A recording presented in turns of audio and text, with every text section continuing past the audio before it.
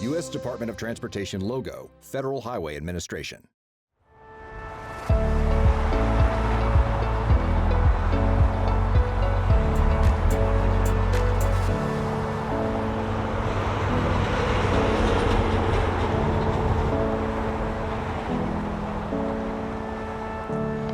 Thank you for joining us for a discussion about the history of the traffic noise model. I'm Anthony Norman. And I'm Kelly Joy.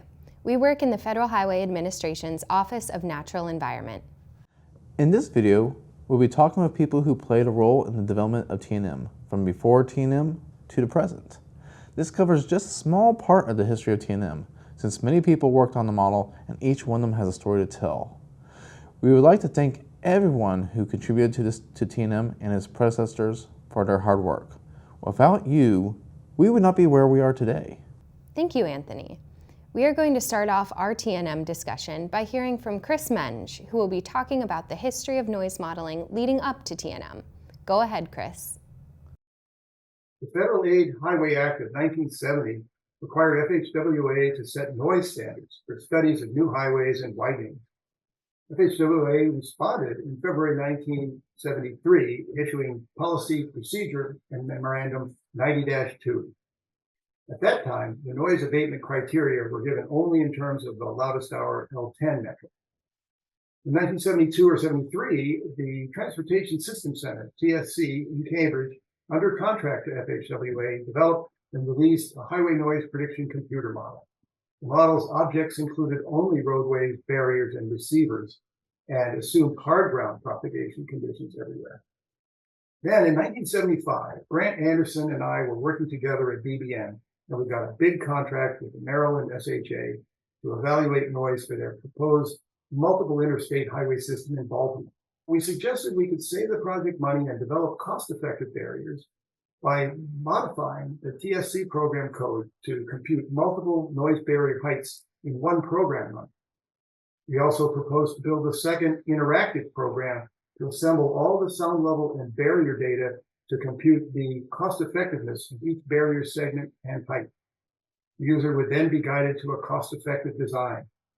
We called it the Noise Barrier Cost Reduction Procedure and presented a talk about it in December 1978 at the first separate meeting of the TRB Committee on Transportation-Related Noise, sponsored by FHWA in Los Angeles.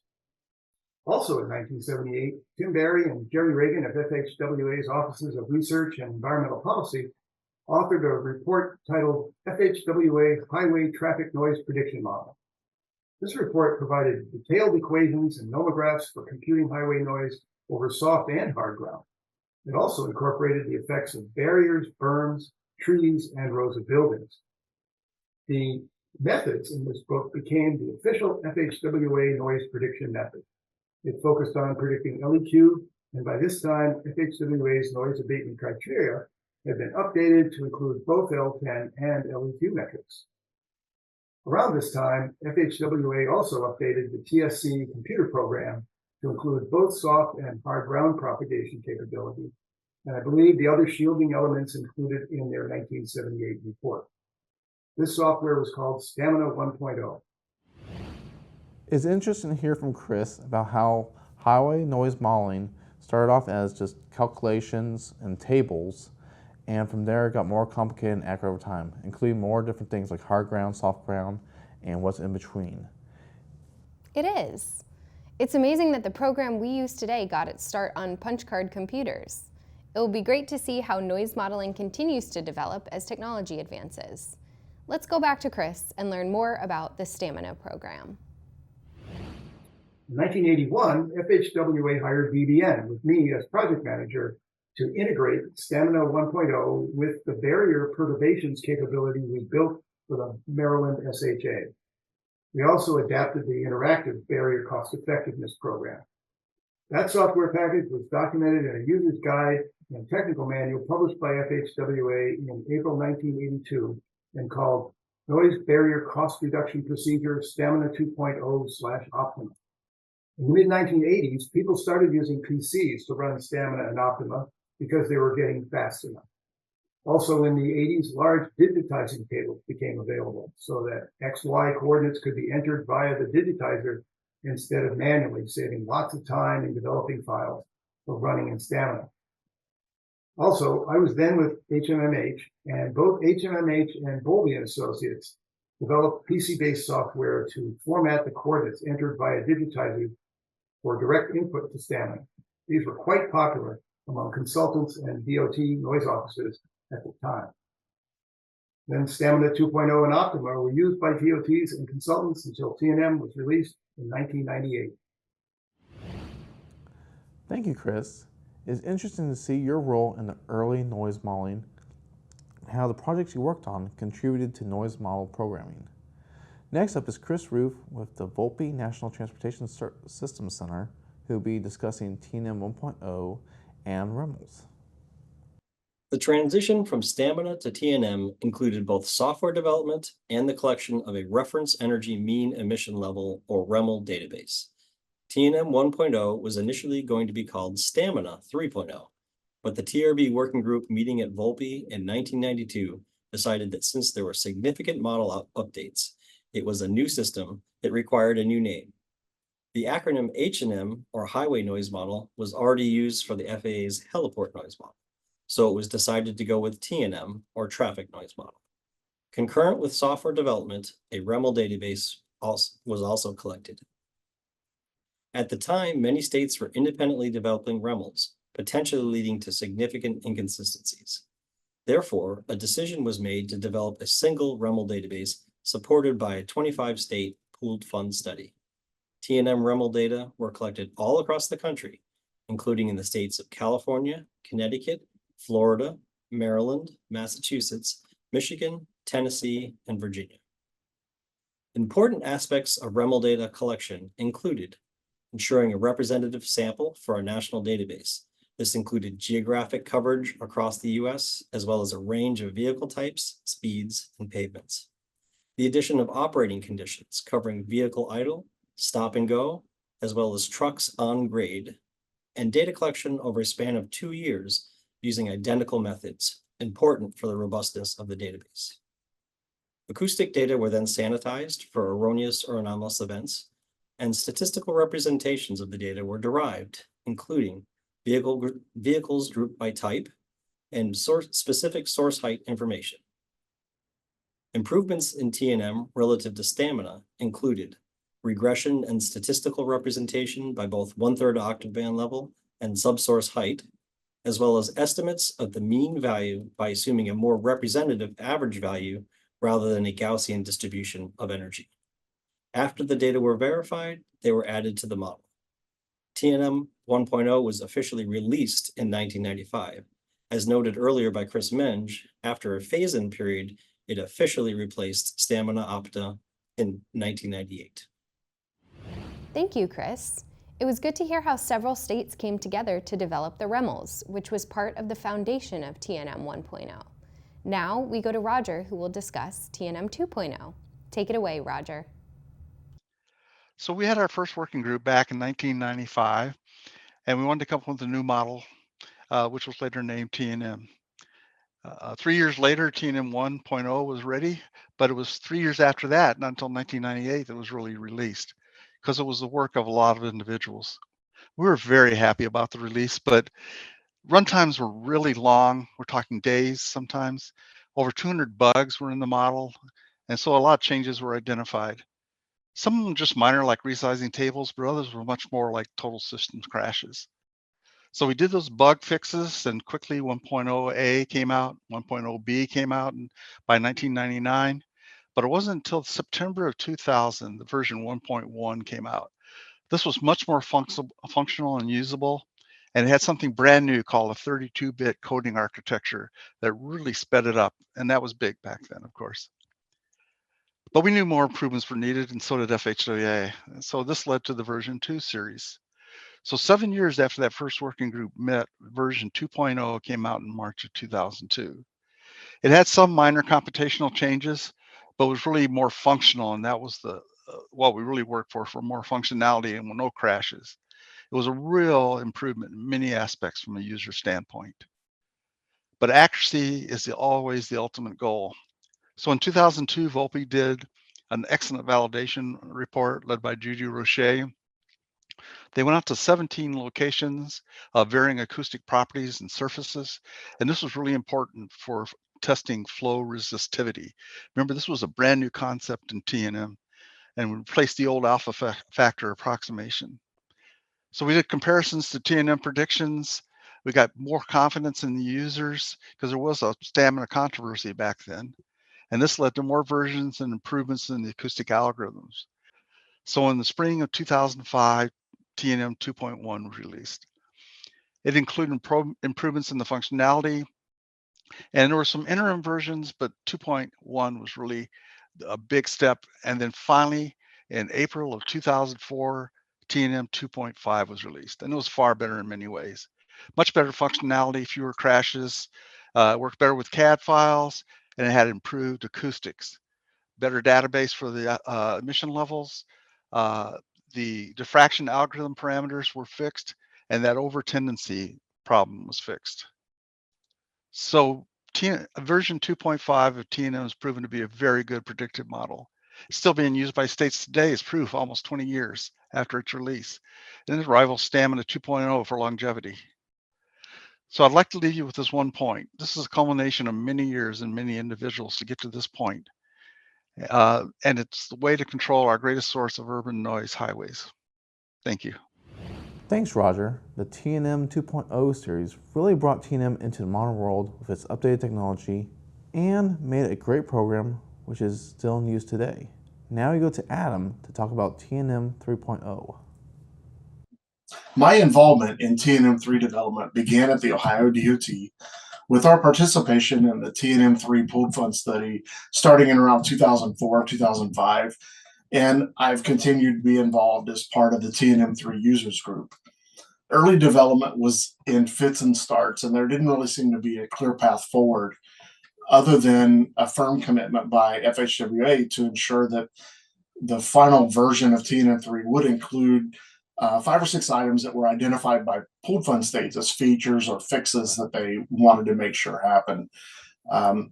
That continued to be a priority after I joined FHWA in 2008, and we continued development. But there were, the state list included several fixes, but there were many other things that we needed to include in an updated version of TNM.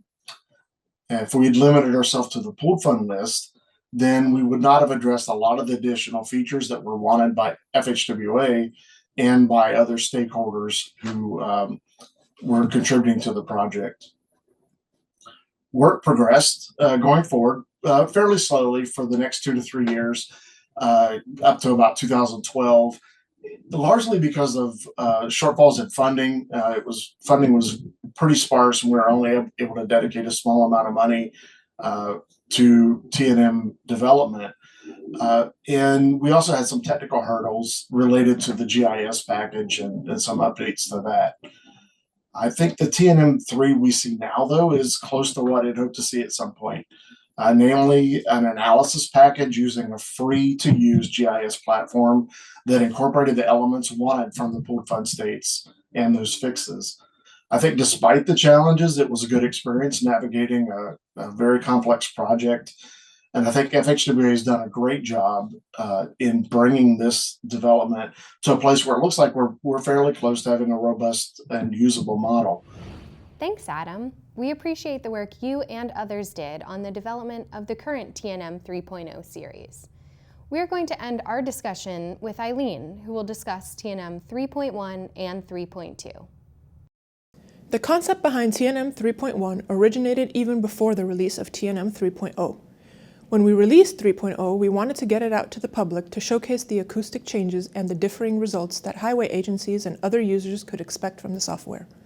We wanted them to be prepared to update their practices and consider any state-specific policy implications with plenty of time before the software became required. We also wanted to give users something to look at in terms of the user interface and new analysis workflows. TNM 3.0 had been in development for a very long time by 2019, and we felt that the public deserved to see it and to be able to interact with it. However, We also knew that TNM 3.0 generated very large file sizes, had some lingering usability bugs, and that overall it could be improved further. With this in mind, we planned the updates for what would become TNM 3.1. TNM 3.1 was a user-focused release. We took the feedback from the TNM Help Tech Support email, from the TNM user group, and from miscellaneous emails and phone calls from users and prioritized them based on the schedule we wanted to meet and the budget we had available for this release. The most common complaints by far were regarding the long runtimes and the large file sizes generated by TNM 3.0. As such, the most noticeable change for TNM 3.1 was the removal of the database saving structure, which reduced file sizes compared to the previous version. The second most notable change was the addition of a formal installer. Where TNM 3.0 was a simple executable file, TNM 3.1 came with an installer of the sort that users expect to see on legitimate software packages. TNM 3.1 also allowed the sorting and filtering of the data of the barrier design table, with better linkages between the view panes and the data tables below, allowability of projections when importing files, creation of an XML input-output structure, and fixing miscellaneous bugs that could interrupt workflows or interfere with completion of an analysis. Thank you, Eileen. TNM 3.1 really improved TNM 3.0 and showed how FHWA and its partners use comments and ideas from TNM users to update and improve the model. If you have any comments or feedback for TNM, please email it to tnmhelp@dot.gov. Let's go ahead and continue by hearing about TNM 3.2. The genesis for TNM 3.2 came out of a comment that AASHTO provided to the Federal Register in 2019. They recommended that the Construction Noise Handbook be updated to reflect the latest research and model development from RCNM 2.0, NCHRP Project 2549. We have responded to this comment by preparing to split the Construction Noise Handbook in two and integrating the research results from NCHRP Project 2549 into the main TNM and user interface. RCNM 2.0 was developed by an NCHRP panel and consultant team at the time of the beta phase for TNM 3.0. TNM and RCNM were meant to work together since that time. However, it was behind an Esri paywall because this early version of TNM 3.0 relied on its software foundations to function. Luckily, we had moved beyond those programming choices with the release of version 3.0, and we knew we could now expand the accessibility of RCNM 2.0 in the same way. We have done this by integrating RCNM into TNM, such that we now have a single FHWA highway traffic and construction noise model. Now that RCNM is also free to use, we hope that more people can use it on more projects. This integration also means that we can maintain and update it as needed, and that any expenditures in time for TNM will also benefit RCNM. The Construction Noise Handbook will also be updated. It still contains relevant information and best practices, even though they are from 2006. But we also plan on updating it with new ideas and information. It originally contained extensive discussions on the history of construction noise modeling, methods to calculate construction noise levels, and acoustics and equipment databases. We plan to separate these modeling and acoustics discussions and have created a new TNM 3.2 User's Guide and Technical Manual to include this information. Thank you, Eileen. You have helped guide TNM forward through the 3.0 series and made it into the state-of-the-art noise modeling software that it is today. It'd be great to see how it will be used in the future. We're going to shift gears and hear from a few state DOTs who use TNM about their experiences working with the model on highway projects. So TNM 2.5 kickstarted my career in highway traffic noise abatement. I was first introduced to TNM as the GIS manager for a civil engineering firm, where I occasionally assisted with development of graphics for noise studies. It wasn't long before I began applying my GIS background to develop noise modeling inputs, heavily leveraging TNM 2.5's DXF import tool. The ability to import features generated in ArcGIS rather than relying solely on MicroStation was a game changer for us. Greatly reduced noise model development time while improving model accuracy. I'm optimistic about the future of TNM, especially with the implementation of ArcGIS Online base mapping, XML, custom projections, and the ability to import TNM 2.5 models. I have been using the traffic noise model TNM for almost 2 decades. We have used the model to complete our noise studies and design noise barriers for all of our highway projects here in Virginia. As part of my job, sometimes we review noise complaints on projects that were completed several years ago before TNM was introduced. For those old projects, sometimes it is difficult to follow the methodologies or find the proper documentation for the analysis. What TNM has allowed us to do is to have a methodical and consistent way of predicting noise levels and design noise barriers. We look forward to future updates. I got fully introduced to TNM 2.5 in 2016, and coming from Europe, where almost every country has its own noise standard and method, it was remarkable to see that in USA, all states use the same standard. And it was also remarkable to see how the noise model worked well, hand in hand with the regulatory framework, and facilitated its implementation. It was also flexible enough to allow modeling of specific scientific scenarios, and with the help from Volpe Center, we were able to analyze benefits of rubberized asphalt friction cores, photovoltaic sound barriers, T-top, and arrays of photovoltaic panels within the right-of-way. All these capabilities and activities were saving hundreds of millions of dollars to our constituents nationwide by providing accurate representation and effectiveness of the observed mitigation measures. On the DOT side, analysis done using TNM are legally defensible. In the end, I would take this opportunity and say thank you to US DOT Volpe Research Center, Dr. Ian Hastings and his team, and to Federal Highway HQ, Eileen, for their outstanding cooperation, contribution, and willingness to include us in the discussions in developing this true state-of-the-art noise model. Thank you, Ross, LJ, and Ivan, for sharing your experiences on TNM with us. We really appreciate hearing from the states on how they use the noise model. Thank you all for taking the time to watch this video and learn about the history of TNM. Make sure to watch our other informational video, Looking Forward, as well, and visit the TNM website to learn about other ways we are celebrating the 25th anniversary. Here's to many more years of TNM.